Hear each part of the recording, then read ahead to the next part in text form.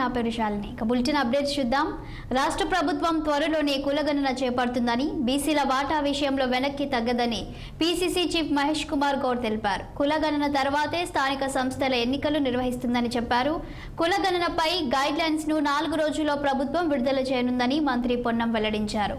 అదేవిధంగా కులగణన కాంగ్రెస్ పేటెంట్ అని, ఇందులో ఎవరికీ సందేహం అక్కర్లేదని మహేష్ గౌడ్ వ్యాఖ్యానించారు. త్వరలో బీసీల సంఘాల నేతలను సీఎం దగ్గరకు తీసుకెళ్తానని సీఎం తెలియజేశారు. కులగణన పూర్తయ్యాక 1,00,000 మందితో నిజాం గ్రౌండ్స్ లో భారీ బహిరంగ సభ ఏర్పాటు చేసి సీఎంను సన్మానించాలన్నారు. దేశవ్యాప్తంగా కులగణన చేస్తామని ప్రకటించిన తొలి వ్యక్తి రాహుల్ గాంధీ అని మహేష్ గౌడ్ పేర్కొన్నారు. 3 ఏళ్లుగా రేవంత్ తాను రాష్ట్రంలోని అన్ని ప్రాంతాల్లో పర్యటించి అన్ని వర్గాల ప్రజలను కలిశామని, బీసీల మద్దతుతోనే కాంగ్రెస్ అధికారంలోకి వచ్చిందన్నారు. కామారెడ్డిలో బీసీ డిక్లరేషన్ను ప్రవేశపెట్టే అదృష్టం తనకు లభించిందని ఉప్పొంగారు. బీసీలో ఐక్యత ఉంటేనే ఎవరి వాటా వారికి లభిస్తుందని పేర్కొన్నారు.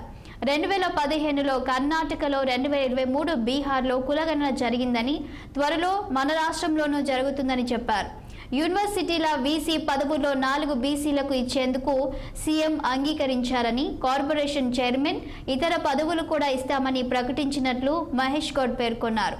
10 ఏళ్లు అధికారంలో ఉన్న బీఆర్ఎస్ కులగణన ఎందుకు చేయలేదని, అధికారంలో ఉన్నప్పుడు పట్టించుకొని బీఆర్ఎస్ నేతలు ఇప్పుడు బీసీల గురించి మాట్లాడడం హాస్యాస్పదమన్నారు. 4-5 ఏళ్ల కింద రిజర్వేషన్లు తొలగిస్తామని ఆర్ఎస్ఎస్ చీఫ్ మోహన్ భగవత్ అన్నారు.